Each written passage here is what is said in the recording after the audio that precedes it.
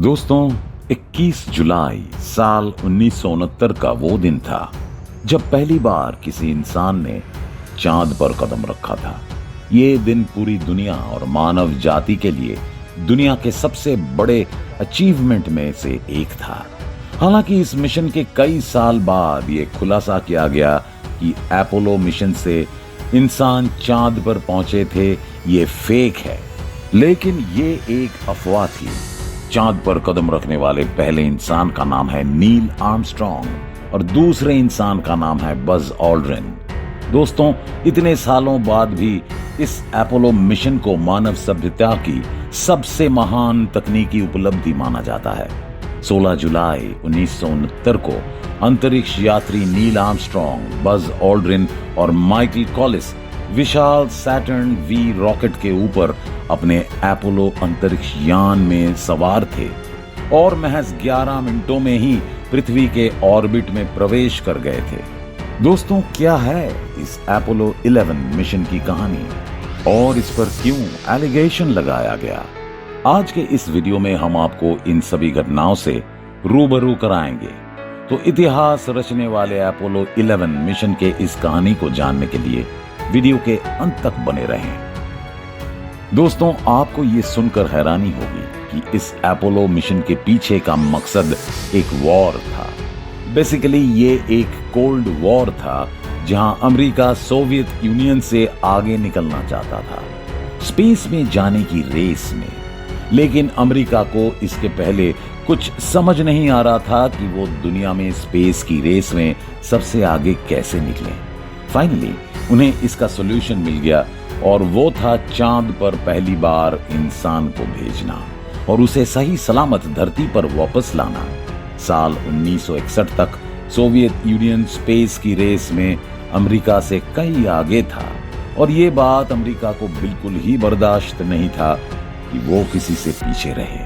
खैर, साल 1961 में अमेरिका के प्रेसिडेंट जॉन एफ कैनेडी ने चांद पर इंसान भेजने और इस रेस में दुनिया में सबसे आगे निकलने के लिए नासा के सभी वैज्ञानिकों को इस काम पर लगा दिया। खैर, साल 1963 से लेकर 1967 तक कई टेस्टिंग किए जाते हैं जो कि सारे के सारे अनमैन्ड होते हैं, यानी कि टेस्टिंग के दौरान उसमें कोई इंसान नहीं बैठा रहता है। हालांकि फरवरी साल 1967 का वो समय होता है जब किसी इंसान को स्पेस क्राफ्ट्स में बैठाकर ऊपर तक भेजा जाने वाला था और इस मिशन को अपोलो 1 नाम दिया जाता है। लेकिन 27 जनवरी साल 1967 को धरती पर ही हो रहे टेस्टिंग के दौरान इनके केबिन में आग लग जाती है और जो 3 एस्ट्रोनॉट ऊपर तक जाने के लिए तैयारी कर रहे थे उनकी मौत हो जाती है। इस दर्दनाक हादसे के बाद नासा हार नहीं मानता है और अपने आगे की टेस्टिंग को जारी रखता है और इस दौरान नासा अपोलो 4, अपोलो 5 और अपोलो 6 की टेस्टिंग भी करता है।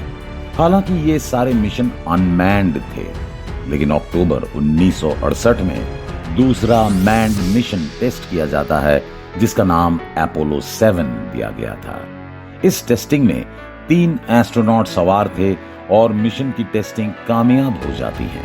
ये तीनों एस्ट्रोनॉट स्पेस में जाते हैं और वापस भी आ जाते हैं। दोस्तों, इसके बाद दिसंबर 1968 में अपोलो 8 मिशन टेस्ट किया जाता है जिसमें 3 एस्ट्रोनॉट को स्पेस क्राफ्ट में बैठाकर चांद के पास भेजा जाता है और मार्च 1969 में अपोलो 9 मिशन को टेस्ट किया जाता है और 3 एस्ट्रोनॉट को बैठाकर लूनर मॉड्यूल को टेस्ट किया जाता है, यानी स्पेस क्राफ्ट का वो हिस्सा जो चांद पर लैंड करेगा। इसके बाद मई 1969 को अपोलो 10 मिशन को टेस्ट किया जाता है जो चांद पर लैंड करने के अलावा वो हर काम करेगा जो कि अपोलो 11 में किया जाएगा। इसमें एस्ट्रोनॉट को चांद के सरफेस पर नहीं उतारा जाता है। एक के बाद एक मिशन को टेस्ट करने के बाद फाइनली वो दिन आ जाता है जब अमेरिका के राष्ट्रपति का भाषण सच होने वाला था।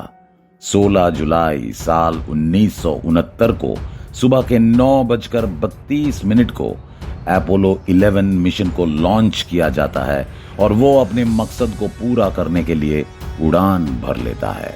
इसमें बैठे 3 astronaut Neil Armstrong, Buzz Aldrin और माइकल कोलिस महज 11 मिनट में पृथ्वी के ऑर्बिट में एंटर कर जाते हैं। दोस्तों, आपको बता दें कि एस्ट्रोनॉट नील आर्मस्ट्रॉन्ग इस मिशन को लीड कर रहे थे और वे कमांडर थे, जबकि कमांड के मॉड्यूल पायलट माइकल कोलिस थे और लूनर मॉड्यूल के पायलट बज ऑल्ड्रिन थे। वैसे आपको शायद माइकल कोलिस का नाम नहीं पता होगा, क्योंकि इतिहास के पन्नों में दर्ज हुए ये 3 एस्ट्रोनॉट में से केवल नील आर्मस्ट्रॉन्ग और बज ऑल्ड्रिन को ही याद किया जाता है, और इसका कारण यही है कि चांद पर कदम इन दोनों ने ही रखा था। खैर, आगे बढ़ते हैं। दोस्तों, अपोलो 11 मिशन के स्पेसक्राफ्ट का जो हिस्सा था, इसमें 3 मेन हिस्से थे: कमांड मॉड्यूल, सर्विस मॉड्यूल और लूनर मॉड्यूल। और इस स्पेसक्राफ्ट को जिस रॉकेट पर भेजा गया था उसका नाम था सैटर्न वी रॉकेट। खैर, अपोलो 11 धरती को अब पार कर चुका था और धरती का एक और चक्कर लगाने के बाद तीसरे चरण के रॉकेट ने उसे चंद्रमा के रास्ते पर डाल दिया। इसके 30 मिनट बाद main spacecraft Saturn V rocket के अंतिम चरण से अलग हो गया और चंद्रयान ईगल को लेकर चंद्रमा की ओर रवाना हो गया। 19 जुलाई को अपोलो 11 चंद्रमा के पीछे पहुंच गया और अपने रॉकेट के एक प्रज्वलन की मदद से वो चांद के ऑर्बिट में एंटर कर जाता है। दोस्तों, 20 जुलाई को ईगल मुख्य यान कोलंबिया यानी कि कमांड मॉड्यूल से अलग हो जाता है। आपको बता दें कि ईगल अपने निर्धारित पथ से 4 सेकंड आगे था, और जिसका मतलब कि ईगल अपने निर्धारित स्थान से मीलों दूर लैंड करने वाला था। ईगल कंट्रोलर और डायरेक्शन कंप्यूटर खतरे के संदेश देने लग जाते हैं और खिड़की से बाहर देख रहे दोनों एस्ट्रोनॉट का ध्यान कंप्यूटर की ओर जाता है। मिशन कंट्रोल सेंटर से मिशन कंट्रोलर स्टीव बेल्ज ने अभियान के निर्देशक को सूचना दी कि खतरे के बावजूद यान को उतरना सुरक्षित है, क्योंकि कंप्यूटर सिर्फ सूचना दे रहा है और यान को कुछ भी नहीं हुआ है। इधर नील आर्मस्ट्रॉन्ग ने परिस्थिति को समझते हुए यान का कंट्रोल अपने हाथ ले लिया और ऑल्ड्रिन के मदद से 20 जुलाई रात के 8:17 पर ईगल को चंद्रमा के सरफेस पर उतार लिया। दोस्तों, उस समय डाउन इंजन में महज 14 सेकंड का ईंधन बचा था।